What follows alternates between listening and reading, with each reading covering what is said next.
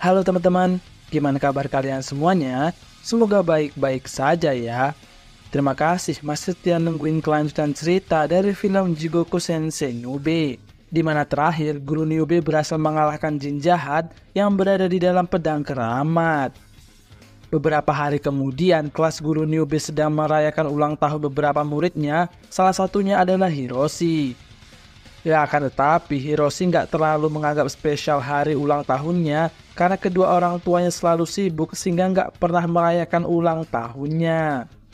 Di sisi lain, Kyoko yang merasa kasihan sudah menyiapkan hadiah untuknya, namun karena malu ia meminta Hiroshi untuk menemuinya di taman sepulang sekolah.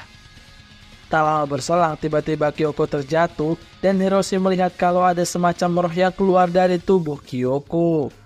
Akan tetapi melihat kondisi Kyoko yang baik-baik aja, ia pun gak menceritakan kejadian yang barusan ia lihat.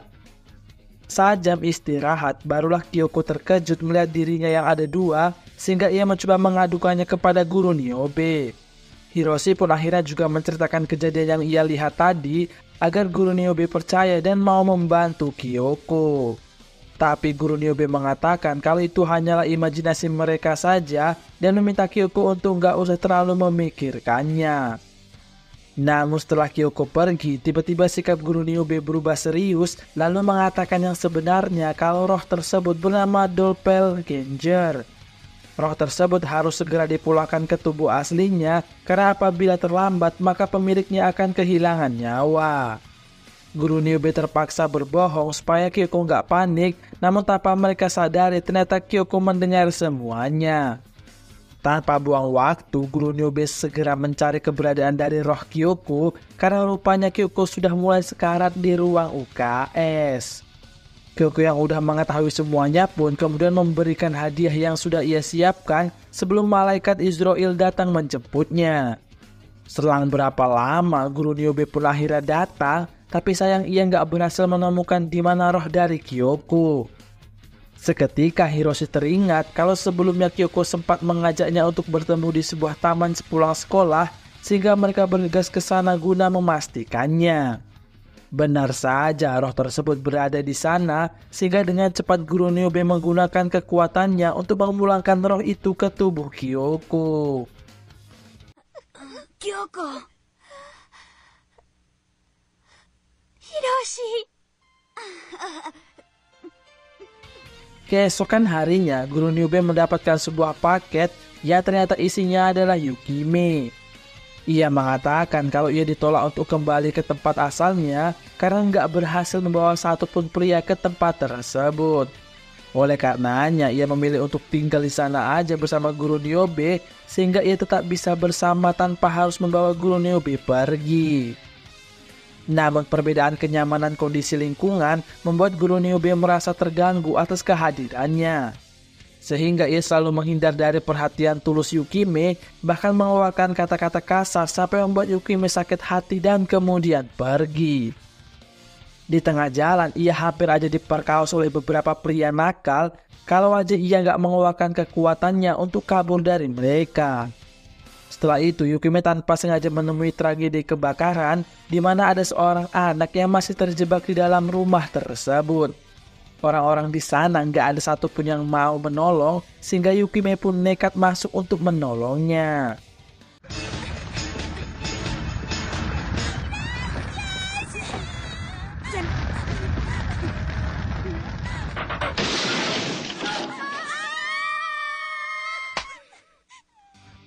Tak lama berselang, Guru Niobe datang untuk membantunya, bahkan sampai mengorbankan tubuhnya untuk melindungi Yukime. Hal itu membuat Yukime makin cinta sama Guru Niobe, yang akhirnya mereka pun semuanya selamat. Tapi sayang, gak lama setelah itu, Yukime harus tewas karena terlalu lama berada di tempat dengan suhu yang sangat panas. Guru Niobe pun terlihat sangat sedih dan begitu menyesal karena selama ini ia terlalu jahat kepadanya.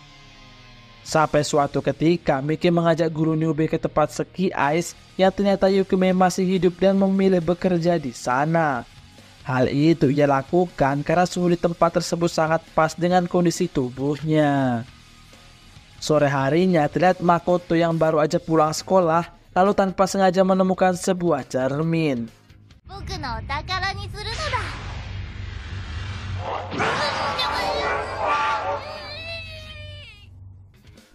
Akibat kejadian itu, ia pun gak masuk sekolah selama seminggu sehingga guru Niobe datang untuk menjenguknya. Rupanya Makoto ini ketempelan setan jahat yang berasal dari cermin yang ia temukan sebelumnya. Saat guru Niobe mencoba mengobatinya,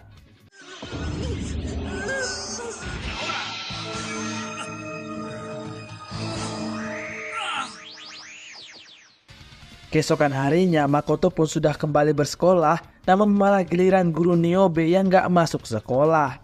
Sehingga beberapa hari tugasnya pun harus digantikan oleh guru-guru yang lain. Sampai suatu ketika adiknya Katsuya melihat sosok aneh di lantai 3 sekolah, sehingga Hiroshi dan kawan-kawan mencoba untuk memeriksanya.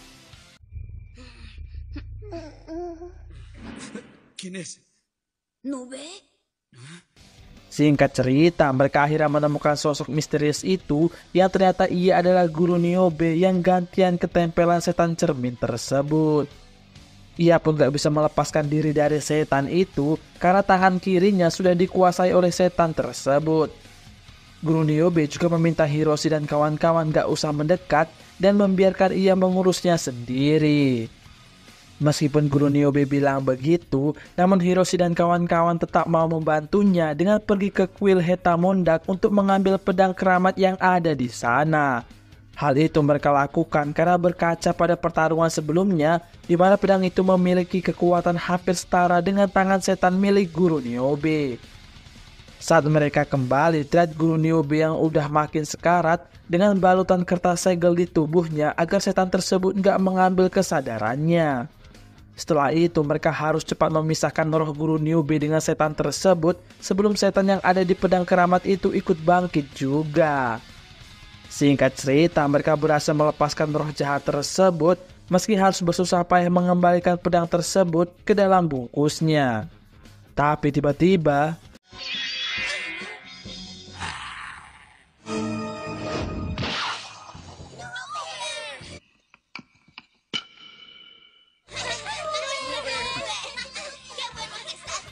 beberapa hari setelah itu, saat akan berangkat sekolah, terlihat Katsuya membawa sebuah telur yang tanpa sengaja ia temui di dekat rumahnya. Tapi ia meminta teman-temannya untuk merahasiakan dari guru Niobe karena takut kalau telur tersebut nantinya diambil. Sementara itu, Tamamo rupanya kembali karena ia kini hanya jadi guru freelancer aja di sana. Namun tujuan utamanya adalah mencari tahu sumber kekuatan hebat dari guru Niobe sehingga ia bisa mempelajarinya. Singkat cerita, saat jam istirahat, Katsuya tanpa sengaja menjatuhkan telur miliknya yang kemudian muncul makhluk aneh yang mirip dengan seekor ikan. Makhluk itu kemudian mengeluarkan semacam telur-telur yang hinggap di tubuh Makoto dan Akira. Tamamo mengatakan apabila telur itu menetas, maka ia akan memakan tubuh yang jadi inang mereka. Sementara itu, makhluk tersebut juga nggak bisa dikalahkan karena kabut asap di sana akan meregenerasi tubuhnya tiap kali guru Niobe menyerang. Karena Tamamo nggak mau membantu, guru Niobe kemudian mengevakuasi murid-muridnya sendiri ke dalam sebuah kelas. Lalu Tamamo memberitahu lagi kalau telur-telur itu akan menetas saat matahari terbenam dan satu-satunya cara mengalahkannya adalah dengan bantuan sinar matahari. Meskipun begitu, Tamamo tetap gak mau membantu karena tujuannya hanya untuk mengetahui sumber kekuatan guru Niobe. Pada awalnya, guru Niobe berencana mengangkat makhluk tersebut dengan jaring, namun sayang usaha itu gagal sehingga membuatnya harus bertarung kembali di dalam kabut asap. Dirasa guru Niobe dalam bahaya, Hiroshi kemudian membujuk Tamamo agar mau membantu dengan alasan kalau guru Niobe modar maka ia nggak akan pernah tahu rahasia kekuatan dari guru Niobe. Setelah murid-murid yang lain ikut membujuknya, barulah Tamamo mau membantu guru Niobe dan mereka pun kemudian bertarung bersama.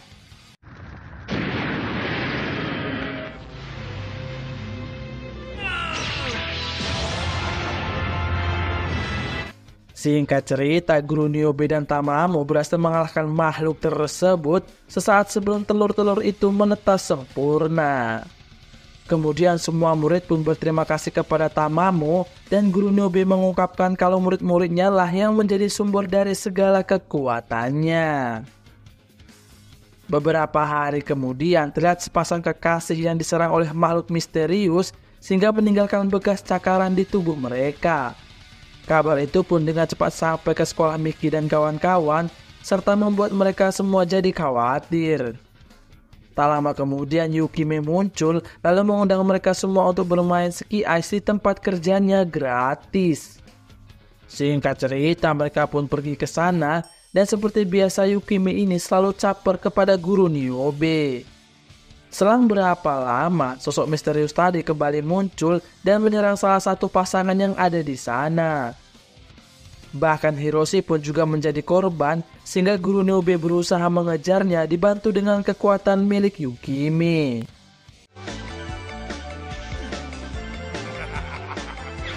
Rupanya sosok misterius itu adalah Sun Gokong yang kemudian ia bertarung dengan guru Nyobe. Dalam pertarungan itu, guru Nyobe melihat seekor monyet kecil di dalam diri Sun Gokong tersebut dan juga masa lalunya. Di mana dulu monyet kecil itu memiliki majikan yang sangat menyayanginya, namun ketika majikannya udah punya cowok, ia pun dilupakan dan ditinggalkan. Akhirnya ia jadi hidup keras di jalanan sampai suatu ketika ia menemukan sebuah batu misterius yang mengubahnya menjadi Sun Gokong. Dari situlah ia jadi gak suka melihat orang-orang yang asik pacaran sehingga menyerangnya. Yukime yang mencoba memberikan ceramah non-jutsu pun malah disandra olehnya dan membuat tubuhnya semakin membesar. Melihat itu, guru Nyobe kemudian dengan cepat mengambil dan menghancurkan batu misterius itu yang ada di dalam dadanya. Seketika monyet tersebut kembali normal dan Yukime pun akan menjadi majikan barunya. Keesokan harinya terlihat Katsuya dan kawan-kawan yang sedang survei di sebuah lokasi pemancingan. Di sana mereka menemukan beberapa papan peringatan yang melarang siapapun untuk menangkap ataupun memancing ikan di sana. Ya, akan tetapi mereka nggak peduli dan tetap melakukan survei.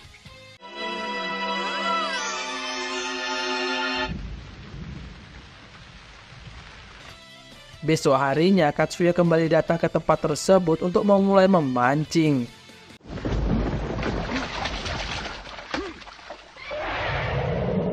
Tak lama kemudian muncul sosok unicorn yang memakan penjaring ikan di sana, lalu Katsuya kabur bersamaan dengan ikan yang nyangkut di pancingnya.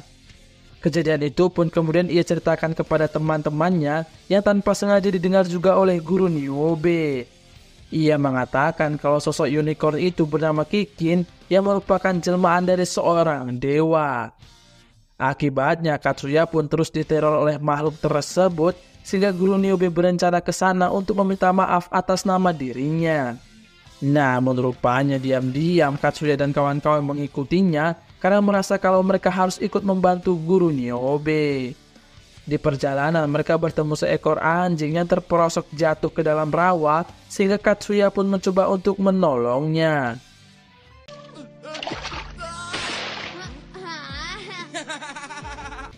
Singkat cerita, Katsuya dan kawan-kawan bertemu dengan guru Nyobe, namun mereka malah diminta untuk pulang saja. Meskipun begitu, Katsuya tetap ingin tinggal karena merasa kalau itu semua adalah tanggung jawabnya. Tak lama kemudian unicorn tersebut muncul dan guru Nyobe mencoba melobinya untuk memaafkan si Katsuya ini. Akan tetapi unicorn tersebut seperti sudah terlanjur sangat marah sehingga ia tetap berusaha menyerang Katsuya.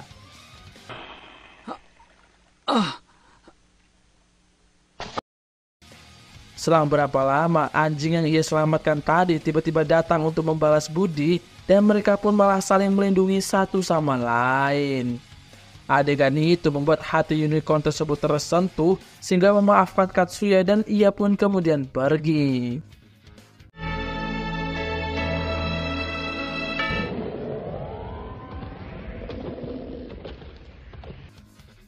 Setelah beberapa kali melawan banyak setan, kini Shin memperlihatkan Miki yang menemui seorang peramal bernama Izuna untuk melihat soal ujiannya besok.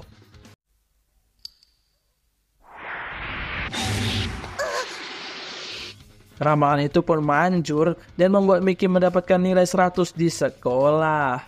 Kemudian Miki kembali menemui Izuna, namun kali ini ia mengajak teman-temannya untuk ikut. Mereka semua juga ingin diramal, sehingga Izuna mengeluarkan 4 botol yang ternyata berisikan makhluk bernama kuda Mitsune. Namun tanpa mereka sadari, rupanya Guru Niobe sedang mengawasi mereka semua dari kejauhan. Singkat cerita, setelah diramal, Guru Niobe muncul dan menangkap salah satu kuda Mitsune yang ternyata nggak bisa dilihat oleh Kyoko dan kawan-kawan. Lalu Guru Niobe meminta Izuna untuk nggak lagi menggunakan kuda Mitsune karena merasa kalau kemampuannya belum cukup untuk mengontrol mereka semua. Namun dia nggak peduli dan pergi begitu aja. Saat di rumah, Izuna ternyata memiliki banyak sekali kuda Mitsune dan satu lagi yang baru aja lahir. Izuna ini rupanya kabur dari tempat belajar kuda Mitsune-nya karena merasa nggak betah di sana. Sehingga keesokan harinya, Guru Niobe menemui Izuna untuk memintanya pulang aja dan belajar lagi supaya kemampuan mengontrol kuda Mitsune-nya jadi lebih sempurna. Saat ia di rumahnya, anak kuda Mitsune yang baru lahir tadi ternyata sudah dirasuki oleh setan jahat. Sehingga ia nggak mau mendengarkan lagi perintah dari Izuna. Kuda Mitsune itu membuat onar dengan merasuki tubuh-tubuh manusia, bahkan juga membuat kekacauan di tengah-tengah kota.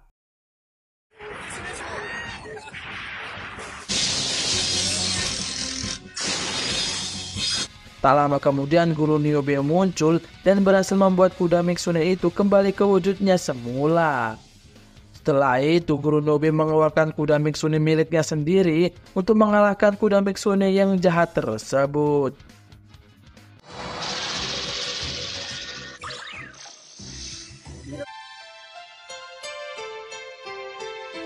Setelah mengetahui kehebatan Guru Niobe, Izuna pun memutuskan untuk menjadi muridnya saja dalam hal mengendalikan kuda Mitsune.